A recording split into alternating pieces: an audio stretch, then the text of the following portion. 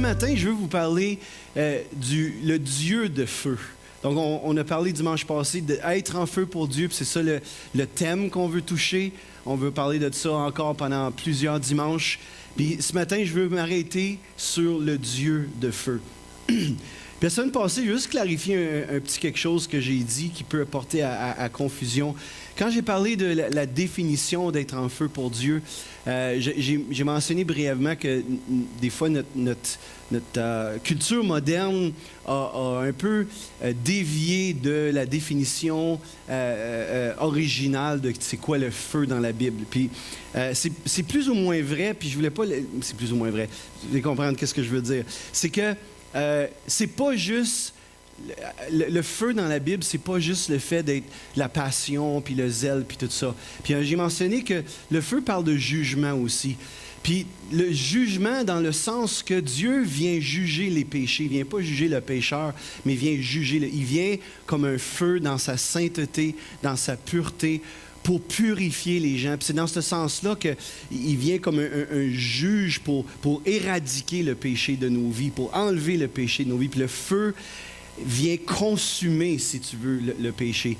Fait que lorsqu'on parle de Dieu dans la Bible, qui est un feu, qu'on va voir ça un peu, il y a cet aspect-là, l'aspect que Dieu vient comme un feu, pour purifier son peuple, pour purifier son Église. Parce qu'il n'aime pas ça, voir son peuple être pogné. Quel père aime voir ses enfants être pognés? Non. Fait que le feu de sa présence, lorsqu'on se laisse embraser par ça, il vient pour nous délivrer puis consommer tout ça. Puis dans ce sens-là, c'est sûr que ça rejoint le zèle puis la passion puis l'amour de Dieu. Parce qu'il est tellement zélé, il est tellement passionné, il est tellement en amour avec nous autres qu'il veut nous rendre libres.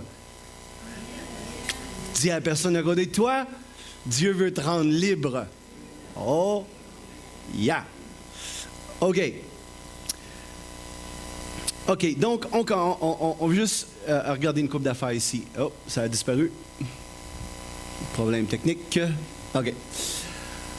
3 vérités fondamentales on veut regarder ce matin, qu'on a parlé dimanche passé, mais on veut juste ramener ça comme une base ici, OK? La première, c'est que, dites-le avec moi, c'est normal d'être en feu. C'est normal d'être en feu pour Dieu. Et ça, on a besoin de le comprendre. Il faut que ça devienne une vérité fondamentale pour nous autres. Dans le sens que, faut pas le danger, c'est qu'on arrive à un endroit où est-ce que on devient tellement refroidi ou tellement comme plus passionné, puis plus zélé pour Dieu, puis pour les choses de Dieu, que lorsqu'on voit quelqu'un qui est zélé, passionné, on est comme tout étonné. On dit « Aïe, aïe, d'où est-ce qu'il sort, celui-là? » Puis c'est comme tu sais, aïe, aïe, qu'est-ce qu'il a mangé un matin, lui-là? Là? Il a allé louer le Seigneur, tu sais. Puis moi, ce que je veux en tant que pasteur, c'est, dans un sens, puis on le faisant en rien un peu, mais que ce soit le contraire. Dans le sens que tout le monde est tellement zélé puis passionné et en amour avec Dieu que quand on va voir quelqu'un qui ne l'est pas, on va dire « Aïe, aïe, comme faut prier pour lui, là. Faut. » Tu comprends-tu ce que je veux dire? C'est pas l'inverse. Malheureusement, imagine, c'est tout un constat sur l'Église, ça. Quand tu dis qu'on est étonné quand on voit quelqu'un qui est zélé.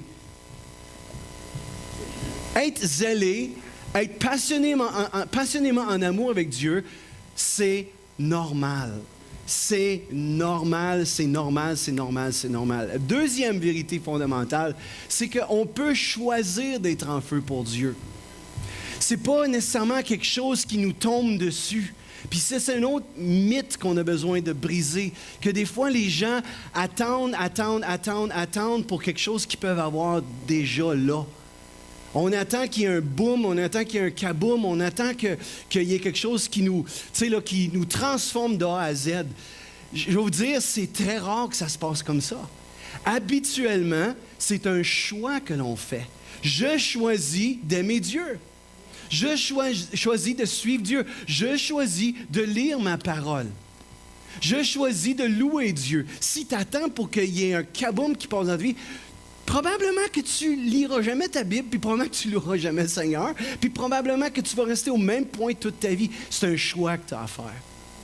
Être en feu pour Dieu, c'est pas quelque chose d'émotionnel. Malgré que les émotions, ils sont impliquées, mais c'est pas quelque chose d'émotionnel. Lorsque quelqu'un est émotionnel, puis que c'est ça qui le pousse à être en feu pour Dieu, qu'est-ce qu'on a dit dimanche passé, ça faisait? C'est un feu de paille. Moi, je suis en feu de paille pour Dieu.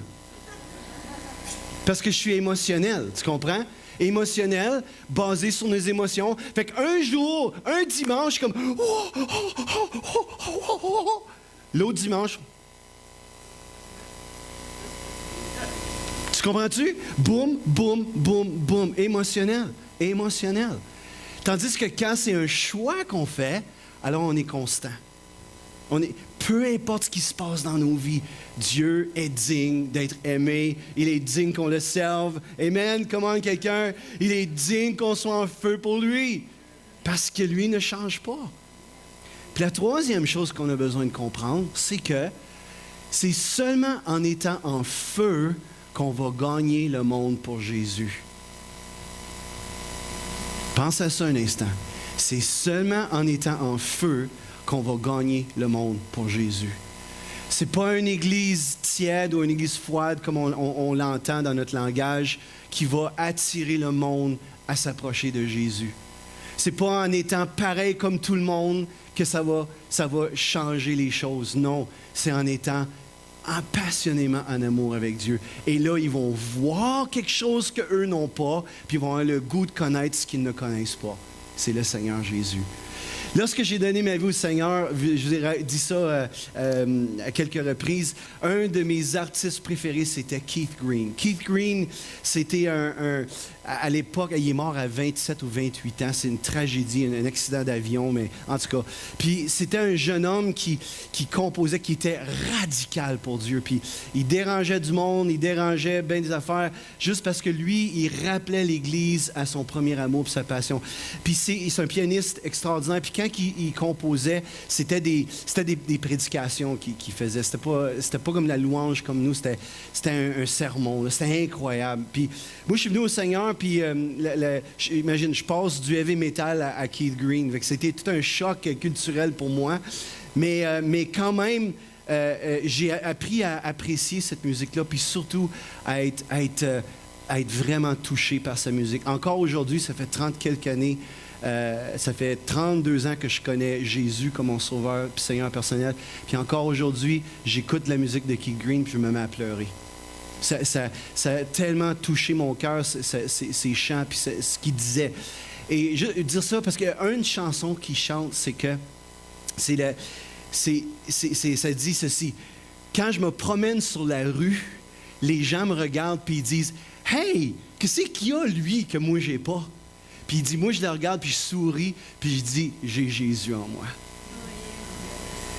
Puis je me souviens que pour moi ça c'était comme « Ah, oui, c'est ça! » C'est comme, les gens devraient voir une différence en nous. Je parle-tu à quelqu'un ici ce matin? Est-ce quelqu'un qui est d'accord avec ça? Les gens devraient voir une différence en nous. Pas parce que nous, on est spécial, pas parce que nous, mais parce qu'on a quelqu'un de spécial avec nous autres. On a un feu à l'intérieur de nous. On connaît ce Dieu de feu. Puis ce Dieu de feu-là, il vit en nous et on le rencontre régulièrement. On a ce désir-là pour être proche de lui, pour de vivre dans ses flammes éternelles. Alléluia. Pourquoi est-ce que c'est normal d'être en feu pour Dieu si on prend le premier? Pourquoi est-ce que c'est normal? Bien, comme je viens de dire, parce que notre Dieu est un Dieu de feu et ce même Dieu vit en toi. Fait que ça serait normal que tu sois plate si tu aurais un Dieu plate qui vivait en toi. Ça serait normal que tu sois triste si tu avais un Dieu triste qui vivait en toi. N'est-ce pas? Non? Oui? Ça serait normal que tu sois n'importe quoi d'autre selon la caractéristique de qui vit en toi. Donc c'est normal d'être en feu Parce que Dieu est un Dieu de feu. Pense à ça un instant. Il y a un feu en toi. Pense à ça un instant. Prends juste tes mains ici. Mets-les sur ta bédaine, ton bedon. Puis fais juste prendre conscience pendant quelques secondes que le Dieu de feu habite en toi. Juste prends conscience de ça, juste quelques instants. Le Dieu de feu habite en moi. Wow. Le Dieu de passion habite en moi. Le Dieu de zèle. Le Dieu d'amour habite en moi.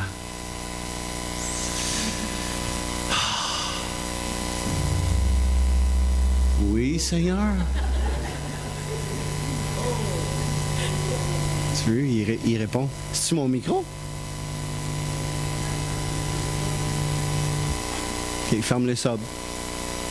OK, là, on m'entend plus. 1, 2, test, 1, 2, test, 1, 2, test, 1, 2. OK. Non, il est correct, laisse-les.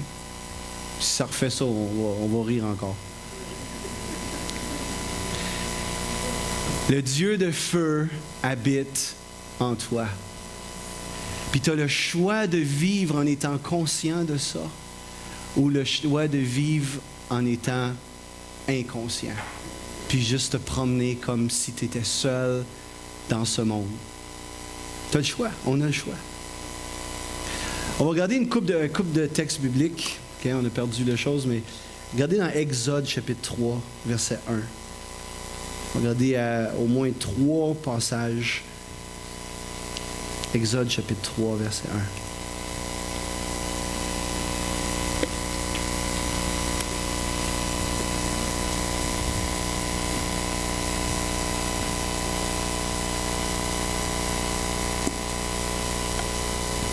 1. On est là? Ma belle-mère est là.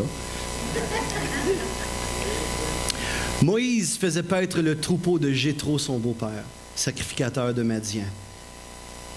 Et il mena le troupeau derrière le désert et vint à la montagne de Dieu à Horeb.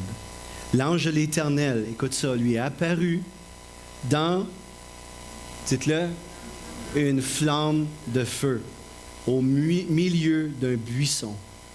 Moïse regarda et voici, le buisson était tout en feu et le buisson ne se consumait point. Moïse dit, je veux me détourner pour voir quelle est cette grande vision et pourquoi le buisson ne se consume point. L'Éternel vit qu'il se détournait pour voir et Dieu l'appela du milieu du buisson et dit, Moïse, Moïse. Et il répondit, me voici. Moïse ici a 80 ans. Il a 80 ans. 40 ans auparavant, c'est important pour nous de comprendre ça, parce que ça établit tout le contexte puis comment que c'est grandiose cette histoire ici. 40 ans auparavant, Moïse est conscient de son appel pour être le libérateur d'Israël. Il est conscient de ça. Dans Acte 7, Étienne, avant de se faire lapider, il va raconter un peu l'histoire de Moïse. Puis il dit que Moïse s'est rendu vers ses frères. Il est en Égypte. Israël est sous l'esclavage des Égyptiens. Il se rend vers ses frères, puis il voit leurs pénibles travaux. Il voit tout ce qu'ils sont en train de passer à travers parmi les Égyptiens. Et Moïse, conscient de son appel, mais nono un peu ses bords parce qu'il fait à sa manière et non pas à la manière de Dieu, qu'est-ce qu'il fait? C'est qu'il voit un Égyptien, puis il le tue. Il le frappe, il le tue. Parce que l'Égyptien est en train de maltraiter un de ses frères, un Juif. Donc lui, il pense que Dieu va accorder la délivrance à travers de Moïse. Puis il va selon sa propre sagesse, selon comme... Bon, là on le sait, qu'est-ce qui se passe? Pharaon vient au courant de ça, il est en furie après Moïse. Moïse est obligé de s'enfuir dans le désert. Et Moïse passe 40 ans dans le désert avec Jéthro, son beau-père, en train de paître le troupeau, paître des brebis, des moutons, OK? 40 ans. 40 ans avant, il est certain, il dit « Tassez-vous, me v'là! » Puis il s'en va dans sa propre... Il se pète le nez. Dis à personne à côté de toi, c'est pas le fun de se péter le nez. Mais des fois, c'est essentiel. Parce qu'on apprend quand on se pète le nez des fois. Fait que Moïse, il vient, tassez-vous. Et il y fait à sa manière, selon sa sagesse, ça ne marche pas pantoute. C'est le contraire qui se produit. Il fuit et pendant 40 ans, Moïse 40 ans, Moïse réapprend l'humilité. 40 ans, Moïse est dans le désert. Puis c'est comme, il n'y a plus rien. Il n'y a plus rien. Il est probablement découragé. L'appel qui est sur sa vie est probablement très loin de sa pensée. Pourtant, il est appelé. Dieu ne se repent pas de ses dons et ses appels. Il est appelé. Mais parce que lui est découragé, parce que lui ne voit pas l'accomplissement de ça, ça tombe un peu dans l'oubli. Puis il est comme, tu sais, OK, probablement c'est ça qui est, c'est la vie, c'est ça la vie. C'est ça ma vie à moi, puis je vais faire ma vie. Puis c'est pour ça que c'est tellement intéressant, parce que il y a cet événement-là qui change le cours de l'histoire de Moïse. Mais encore, on pense que c'est un kaboum. C'est pas un kaboum, puis je vais vous expliquer pourquoi, OK? Dieu attire Moïse par le feu, n'est-ce pas? C'est un buisson qui est en feu, qui ne se consume pas. Et il se sert de cette manière-là pour attirer Moïse. Mais ce qui est important pour nous de comprendre, c'est que Moïse s'est détourné pour voir, la Bible dit. Moïse n'a pas juste continué. Vous allez dire, ben c'est normal, n'importe quel gars serait arrêté puis aurait été voir. OK, comment ça qu'on n'est pas de même avec Dieu de bord? Comment ça que Dieu, le Dieu de feu, le Dieu tellement passionné, tellement précieux, tellement merveilleux, est là dans nos vies, au milieu de nous, mais on ne se détourne pas pour le voir. On vit nos vies comme si on passait à côté du buisson ardent. Il y a tellement de croyants qui vivent leur vie comme ça.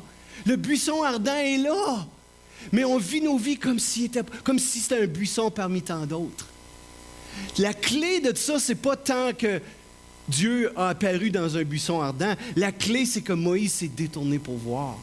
Puis c'est à cause qu'il s'est détourné pour voir que Dieu a commencé à y parler, puis qu'il y a eu cette rencontre-là et ce dialogue avec Dieu. Mais je veux vous dire, frères et sœurs, c'est la même chose avec nos vies, exactement la même chose. Peut-être que nos yeux ne le voient pas, on ne voit pas ce feu dévorant-là, mais Dieu est réel, Dieu est vrai. Y a-t-il quelqu'un qui peut dire amen à ça? Il existe, il est réel, il est plus vrai que mon ordi, que mon café, que ma Bible. Il est plus vrai que ça. Mais je vis souvent ma vie comme s'il n'était pas vrai. Puis ma vie n'est pas changée à cause de ça. Parce que je n'ai pas ce réflexe-là pour aller voir, me détourner, me lever le matin puis aller voir.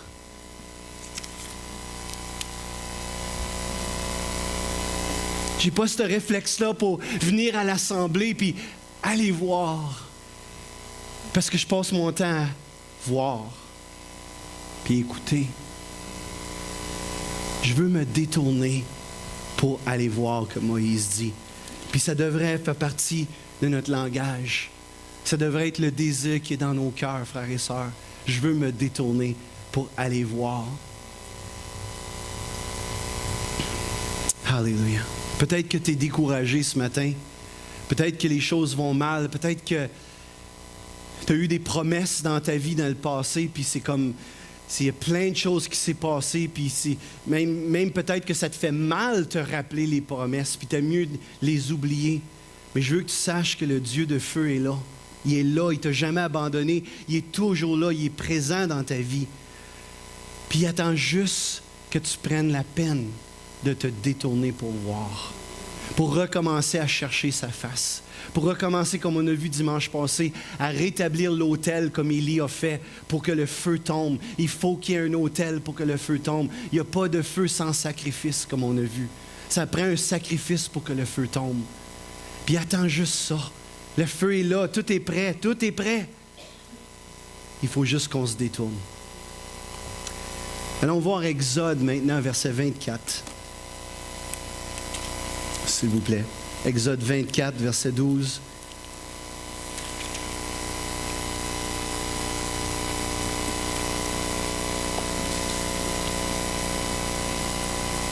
L'Éternel dit à Moïse, « Monte vers moi sur la montagne. » Vous savez, encore une fois, il y a cette invitation-là, il y a cet appel-là.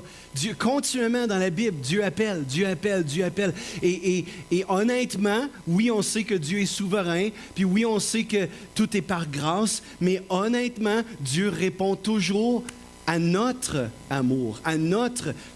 Puis notre amour répond à son amour, oui, ça, je comprends ça. Mais il agit lorsque moi, je m'en vais vers lui. N'est-ce pas que Jacques, il dit... Approchez-vous de Dieu et il s'approchera de vous. Il y a toujours ce pas-là. Il y a toujours, comme dans la vie de Jésus, dans les évangiles, il y a toujours un moment donné, il y a quelqu'un qui est sorti de la foule puis il a dit, « Seigneur, tu sais, c'est sûr, il y a des places que Jésus allait, c'est ça. Mais les gens venaient, il y avait un pas. Cette femme atteinte d'une perte de sang, qu'est-ce qu'elle a fait? Elle est allée, elle a bravé tous les préjugés, tous les gens qui étaient là. Elle dit, si je peux juste toucher le bord de son vêtement. Come on, gang! C'est un principe biblique. C'est les violents qui s'emparent du royaume de Dieu. Il faut se faire violence, il faut qu'on veuille, il faut qu'on y aille. Il faut qu'on cherche sa face.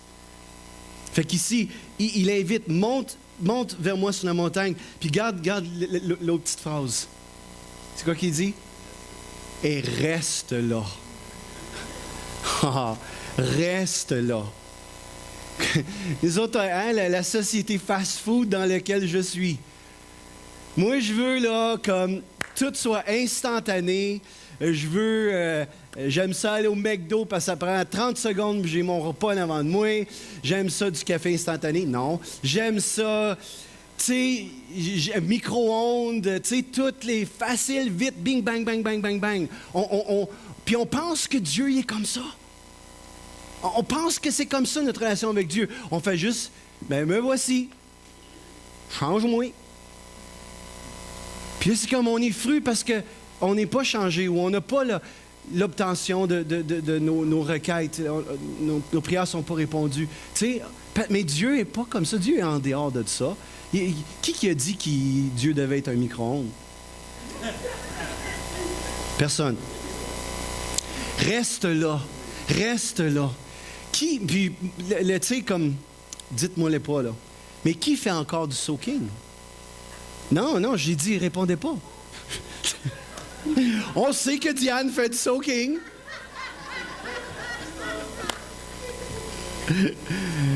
Mais tu sais... Merci Bob, ramène l'ordre ici, toi là. Tu sais, veut dire, c'est quoi du soaking? C'est monte, puis reste là. Reste là. Pour qu'il y ait le temps pour venir te parler, qu'il y ait le temps pour venir te toucher, pour que tu puisses entrer dans sa présence, dans son amour, que tu puisses vivre quelque chose avec lui. Puis des fois, ça prend du temps. Vendredi, on a parlé de ça un peu, comme des fois dans la prière, que ça prend du temps. C'est pas des priettes que Dieu veut. Il veut une intimité avec nous autres, puis une intimité, ça prend du temps. Prends du temps. Donc, reste là. Je te donnerai des tables de pierre en parlant des 10 commandements. La loi et les ordonnances que j'ai écrites pour leur instruction. Moïse se leva avec Josué qui le servait, et Moïse monta sur la montagne de Dieu. Il dit aux anciens, « Attendez-nous ici, jusqu'à ce que nous revenions auprès de vous. Voici Aaron et eux resteront avec vous. » Si quelqu'un est différent, c'est à eux qu'il s'adressera. Fait qu'il laisse Aaron et Hur, il laisse les anciens pour régler les choses avec le peuple, pendant que lui va aller pour recevoir la loi de Dieu, la parole de Dieu. Verset 15. Moïse monta sur la montagne. Et la nuée, couvrit la montagne. La gloire de l'Éternel reposa sur le mont Sinaï, et la nuée le couvrit pendant 6 jours. C'est ce qu'on veut. Le 7e jour, l'Éternel appela Moïse du milieu de la nuée. 6 jours! 6 jours! Puis il n'y a rien qui se passe. Monte sur la montagne et reste là. Il monte, puis 6 jours. OK, il y a la nuée.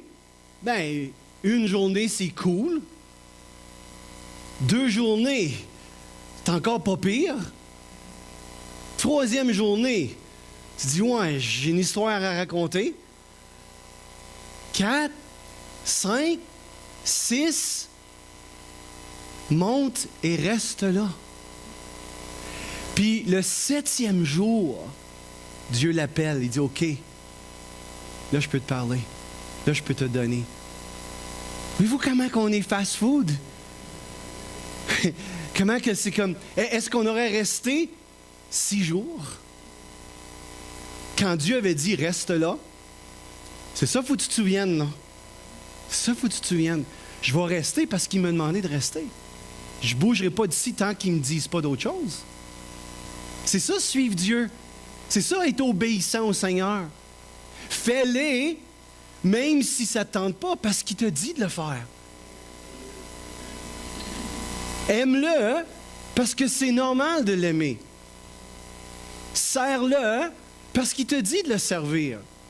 Tu comprends-tu? C'est ça, être un disciple de Jésus. C'est ça, marcher avec le Seigneur. C'est pas que ça me tente pas. Ça n'a rien à voir que ça me tente pas. Je ne m'appartiens plus à moi-même. Come on! Il y a une couple qui sont contents d'entendre ça. Je ne m'appartiens plus à moi. J'ai été racheté un Grand Prix, Paul a dit. Pas au F1, le Grand Prix, là. Non, laisse faire. J'ai essayé, Daniel, j'ai essayé. Mais... Je vais te donner une note de passage parce que tu as essayé, Terry. J'ai été racheté à un Grand Prix, donc je ne m'appartiens plus. Bon. Fait que 7e jour, l'appel. J'aime ça. Et regardez le verset 17. L'aspect de la gloire de l'Éternel était comme un feu dévorant. On parle du Dieu de feu ce matin. L'aspect de la gloire de l'Éternel. La gloire de l'Éternel ressemblait à un feu dévorant sur le sommet de la montagne aux yeux des enfants d'Israël. Moïse entra dans cette gloire au milieu de la nuée et il monta sur la montagne. Moïse demeura sur la montagne 40 jours et 40 nuits. On a de la misère, nous autres, à rester debout pendant... Ouais, 5 minutes quand sa présence est forte, tu sais. C'est comme 40 jours, 40 nuits, Moïse est là. Wowzers! J'ai hâte de voir Moïse pour qu'il me parle de ça, n'est-ce pas? Moïse, parle-moi de ça un peu. Qu'est-ce qui s'est passé pendant 40 jours? C'est bon. Mais le point que je veux faire ce matin, c'est que la gloire de l'Éternel ressemblait à un feu dévorant et tout le monde pouvait le voir. Tu as dit que c'était visible aux yeux de tout Israël qui sont assemblés au pied de la montagne. Pensez, la gloire de l'Éternel ressemble à un feu dévorant et tout le monde peut le voir.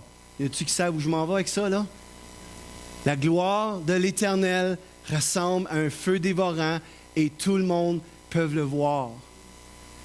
Lorsque je choisis pour me détourner puis avoir cette intimité, ce contact avec le feu dévorant, la gloire de l'Éternel qui est en moi ressemble à un feu dévorant et tout le monde peut le voir. Ah! Ils peuvent le voir. Ça se remarque. Il y a quelque chose de différent avec quelqu'un qui connecte avec le Dieu de feu. Tout le monde peut le voir. Vois-tu, lorsque... En fait, c'est pour cette raison-là C'est pour cette raison-là que Jésus a dit, dans Matthieu 5, versets 14 à 16, « Vous êtes la lumière du monde. » Une ville située sur une montagne ne peut être cachée.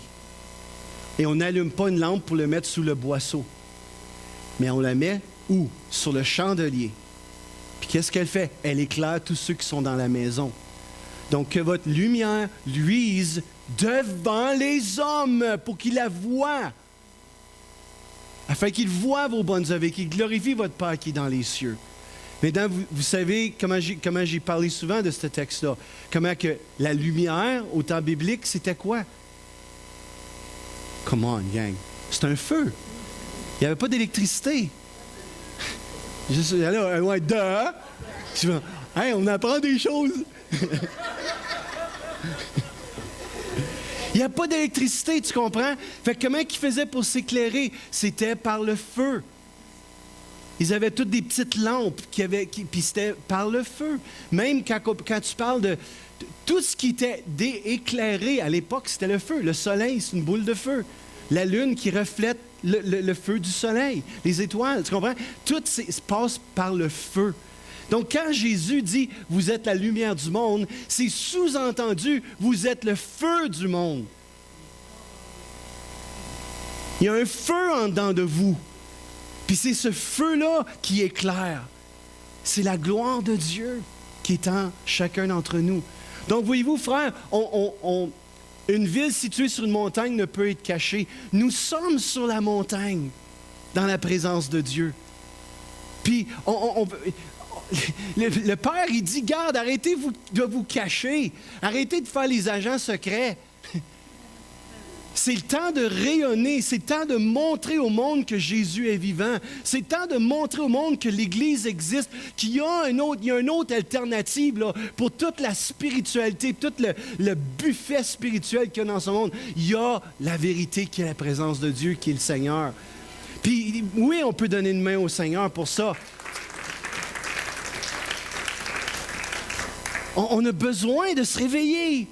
Parce que de la manière que ça marche là avec nous autres, de se cacher puis de cacher notre feu, on ne gagne pas le monde à Jésus. Puis on ne change pas les nations. Mais oui, il y a des places qui ont vraiment du réveil, puis ça, un réveil, puis c'est extraordinaire ça. Mais je parle pour nous autres, là. Je parle pour nous autres. Comment on va faire pour toucher le Témiscamingue? Comment on va faire pour que les drogués qui n'ont plus aucun espoir, puis qu'eux autres pensent peut-être au suicide, c'est-tu en faisant les agents secrets? C'est-tu en se cachant sous le boisseau? Non, c'est en rayonnant. C'est que le monde voit ce feu-là, cet amour-là, cette passion-là, ce zèle-là. Fait qu'il faut qu'on se détourne pour voir. Il faut qu'on ait cette intimité puis ce contact-là avec le feu dévorant.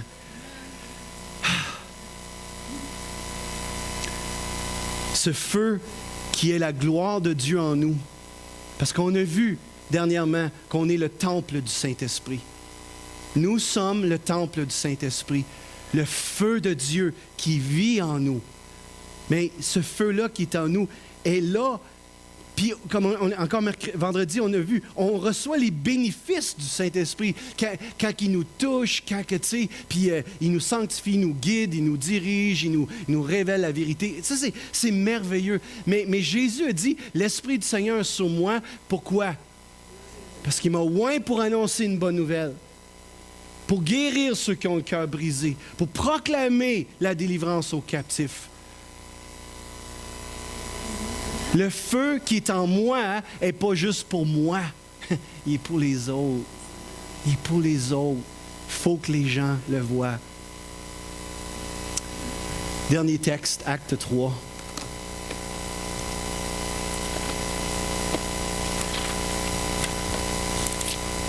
Que ton feu tombe, Saint-Esprit. Que ton feu tombe.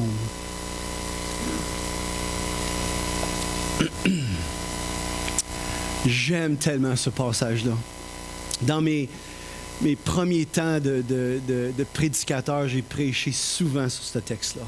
Acte 3, versets 1 à 8. Il y a tellement de belles choses dedans. Écoute ça. Pierre et Jean montaient ensemble au temple.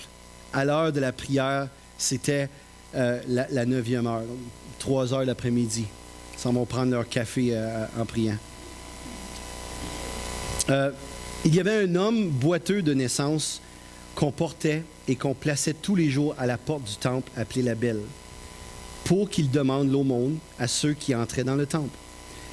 Cet homme, voyant Pierre et Jean qui allaient y entrer, leur demanda l'aumône. Pierre, de même que Jean, fixa les yeux sur lui et dit « Regarde-nous ». Et il les regardait attentivement, s'attendant à recevoir d'eux quelque chose. Il s'attendait à avoir de l'argent. Alors Pierre lui dit « Je n'ai ni or, ni argent, mais ce que j'ai, je te le donne. Ce que j'ai, je te le donne. Au nom de Jésus-Christ de Nazareth, lève-toi et marche. » Et le prenant par la main droite, il le fit lever. Au même instant, ses pieds et ses chevilles devinrent fermes. D'un saut, il fut debout et il se mit à marcher.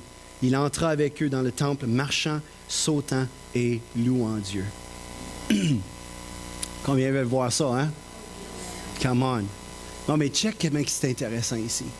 Cet homme-là est habitué d'être là. Il est habitué, comme le texte dit, de recevoir l'aumône. Il a besoin, évidemment.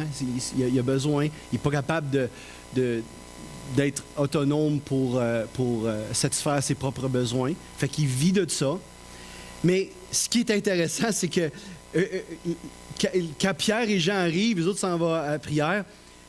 Lui, cet homme-là, verset 3, voyant Pierre qui allait, bon, leur demandant, Pierre, de même que Jean fixa les yeux sur lui, et il dit, regarde-nous. Bon, c'est important ça.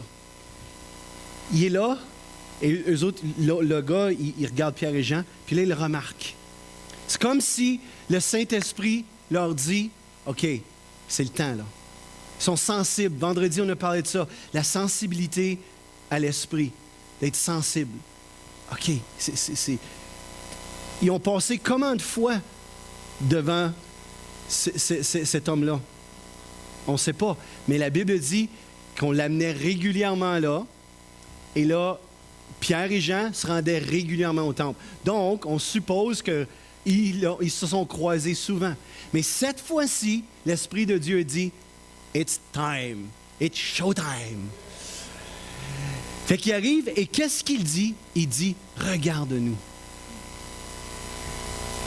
En fait, ce que Pierre et Jean sont en train de dire, c'est pas « Regarde-nous », mais « Regarde ce qui est en nous. » Pourquoi? Parce qu'il dit, on n'a pas d'argent, pas d'or, mais ce qu'on a en nous, on te le donne. Regarde le feu qui est en nous.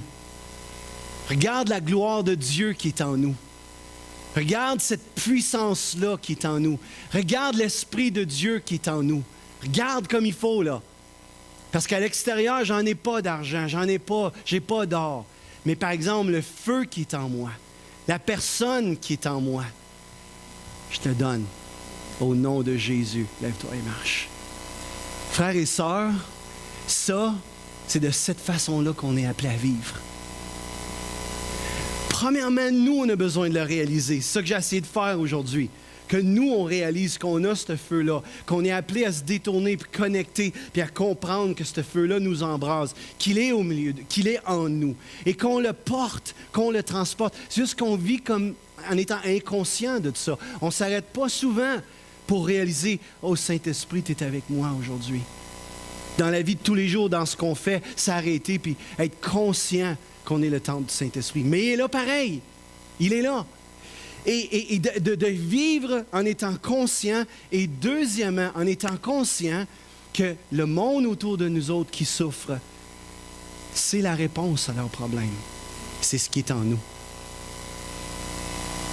La réponse à ce monde se trouve en toi.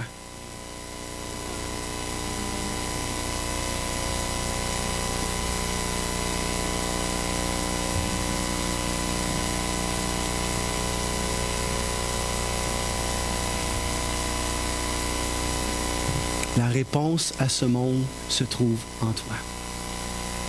Je n'ai ni or ni argent, mais ce que j'ai, je te le donne. Ce que j'ai en moi, je te le donne. Quand je regarde des fois tous les contacts qu'on a, puis toutes les amitiés qu'on a. Puis des fois, il y a des gens qui me font des demandes d'amis sur Facebook. Puis là, des fois, il y a des gens que je connais pas. Fait que je vais voir c'est qui, tu sais. Puis des fois, on a accès à leur page, parce que je veux voir c'est qui, tu sais. Puis on a accès à leurs amis. Puis je me rends compte, mané, comme, aïe aïe, cette personne-là, elle connaît à peu près tout le monde au Témis. Sauf moi, ouais, c'est ça. Non, elle me connaît, mais moi, je la connais pas, tu sais. Puis là, c'est comme je regarde ses amis. Hein, t'es ami avec elle, puis t'es ami avec elle, puis t'es ami avec elle. Puis, sais-tu la pensée qui me vient? Je sais pas si elle est consciente qu'elle, elle pense au suicide. Puis elle est amie avec. Je sais pas si elle sait qu'elle a des gros problèmes de consommation, mais ils sont amis, par exemple, ensemble. Puis vous allez dire, ah ouais, ben tu sais, on peut être amis sur Facebook, puis jamais se parler. Non, mais quand tu regardes, des fois, tu vois qu'il y a une relation ensemble. Puis des fois, je me dis, combien d'amitiés que nous, on a?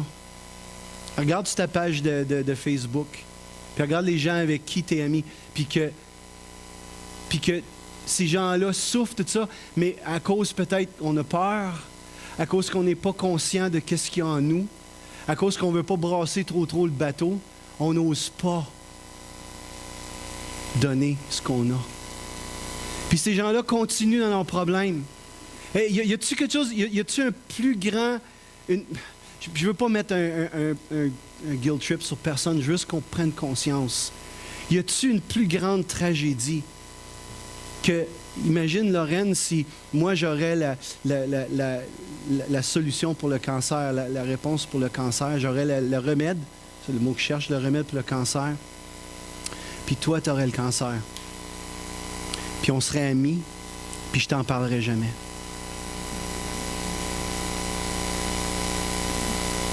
Vous allez dire, c'est cru. C'est comme ça.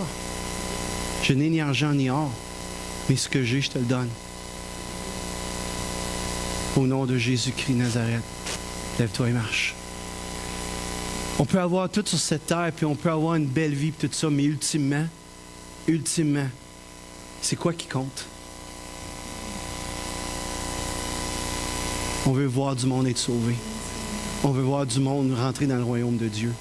On peut être amis, puis être fin, puis on peut passer pour du monde bien fin. Hey, ils sont-tu fins, eux autres? Je veux être reconnu comme étant plus que fin. Puis peut-être qu'à cause que je vais oser donner ce qu'il y a en dedans de moi, peut-être que je serai plus fin aux yeux du monde. Parce qu'il y a du monde qui vont rejeter. Jésus a été crucifié sur une croix parce qu'il a osé venir puis donner. La Bible dit dans Jean chapitre 1 que Jésus, qui est la lumière, est venu dans ce monde, il est venu parmi les siens, mais les siens l'ont rejeté.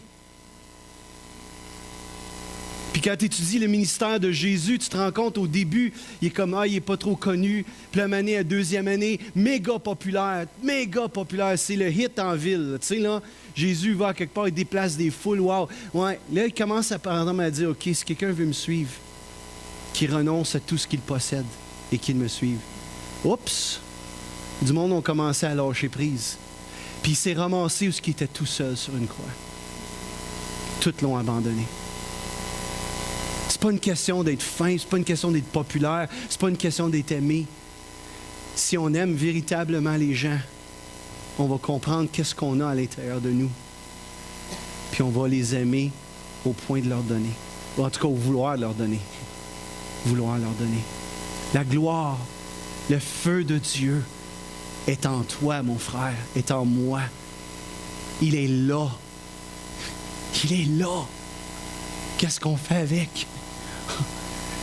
Moi, je veux qu'on soit une église qui la donne. Mais vous me connaissez, là, je ne suis pas en train de dire mettons des poubelles sur le coin des rues, puis embarquons dessus, puis crions repentez-vous, race de vipères. Là. C'est pas ça que je suis en train de dire, là. C'est pas ça que je suis en train de dire. Mais je suis en train de dire d'oser quand même. Oser. Oser enlever le boisseau. Puis de laisser la lumière briller. Amen? Levons-nous ensemble, s'il vous plaît.